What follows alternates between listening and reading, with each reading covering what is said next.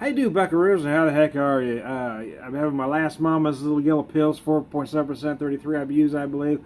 But this beer isn't about this beer. This video isn't about the beer. So I've been talking sometime about getting my dad's bar over here, but not my brother's, but he doesn't use it. Um, so I wanted to get it over here. I don't have it set up completely yet, but the bar is here. I'm sitting behind it, although you can't see that. But I've got some pictures I'm going to put on the front end and the back end.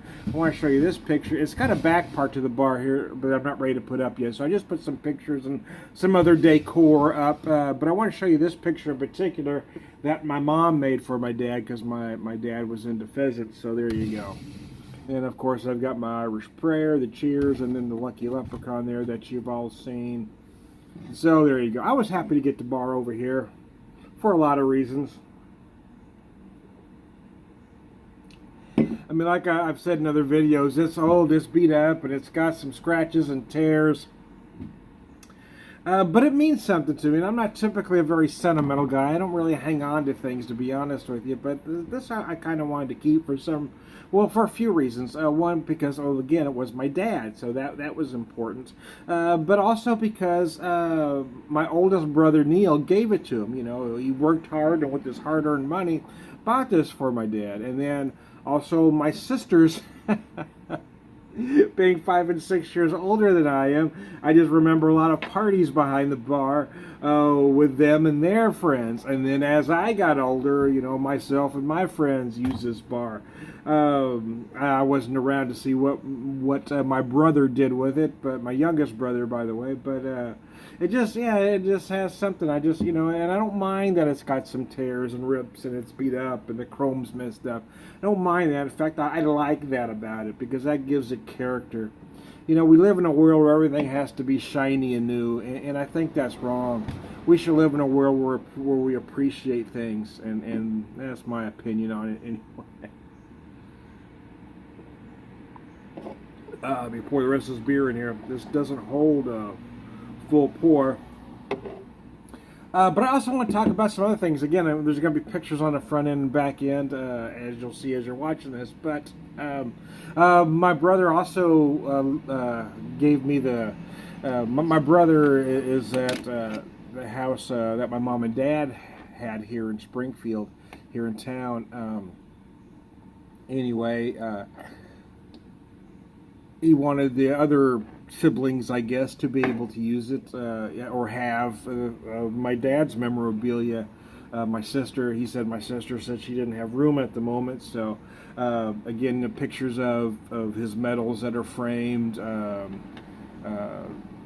and various other things, and his flag I've got a picture of. I've got him in the house now. I didn't want to just leave him out here, but I cleaned him up a little bit, took him in the house.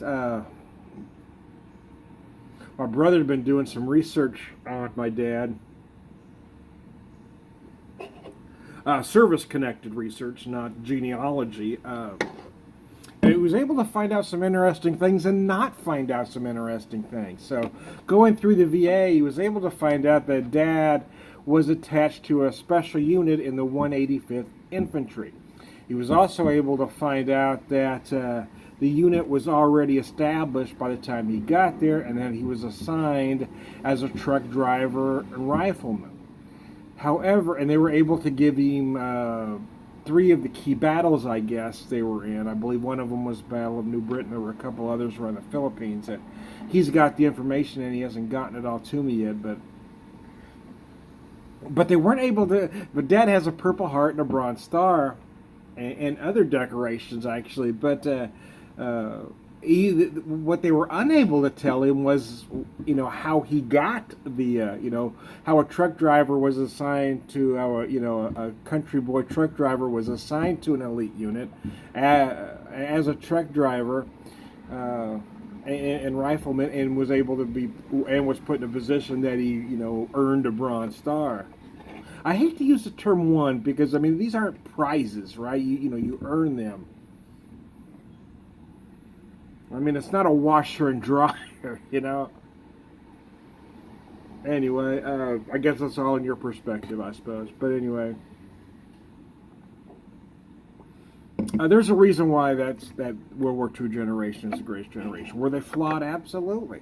You know, I'm not saying it was a perfect generation, but I hate when people try to denigrate that generation as something other than what it was. They were able to do things that other generations before them and after them were not. And they didn't question what they had to do, and they didn't brag about it later. And that's the part that stands out the most to me, is we're in a generation now where everybody needs a pat on the back and an attaboy for every little thing they do. And, you know, war heroes back then didn't consider themselves war heroes and didn't want to be considered war heroes. Dad never talked about it. He never talked about the medals. They were, you know, I think it was my sister Linda that eventually had them framed at some point in 96, 97. Dad kept them in a frickin' drawer. You know, he didn't care because it wasn't about the medals for him. He did what he had to do. That's what that generation did. They didn't do what they did for glory. They didn't do what they did for a movie deal or for a book deal or movie rights. They just did what they had to do. They didn't do what they did so they could make the rounds on the morning TV shows. Anyways, they didn't brag about what they did.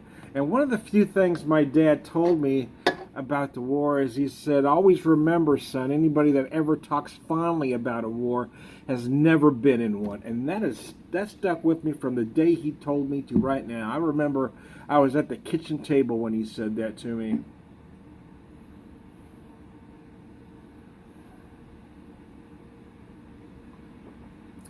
Anyway, I am happy to finally get the bar over here. As I still got a lot of work to do to get it where I want it and how I want it, and there's still a lot of crap in the garage I've got to get out. But at least it's here now, and it's, even though you can't see the bar because I'm sitting behind it. Hey man, it's here, and if at some point I've got some friends over, even though my garage is messy, we can sit at a bar. So there you go.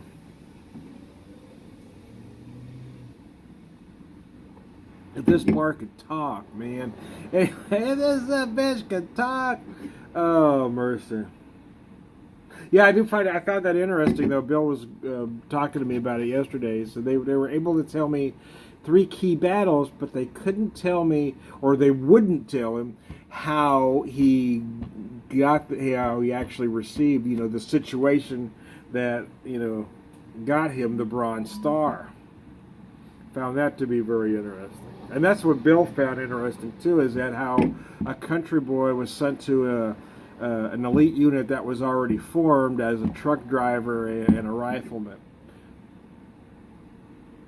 The one other thing my dad had mentioned, though, along those same lines, though, is that they'd like to take guys like him that grew up the way they did, and he grew up in South Dakota and he was a hunter. So they'd like to take guys like him and put them in infantry and put them on the front lines because they knew they could shoot. But almost every story Dad told about the war was about him and his buddies doing stupid things on leave, you know, or getting drunk doing this or getting drunk doing that, or starting to fight with guys from the Navy. Ah, mercy.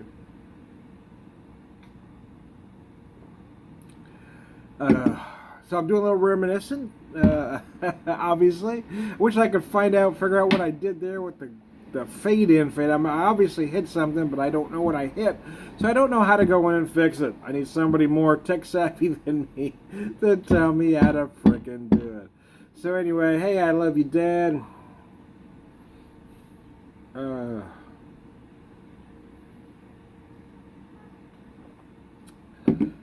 I am Tony Beer with Spirit Beer Evangelist, prolific beer drinker, purveyor, wisdom man, all around good guy, but not as good guy as my dad was. Have a good one. My dad used to do, all of his kids were like trained monkeys, I swear to goodness. It was a different time, right? Kids were seen and not heard in those days.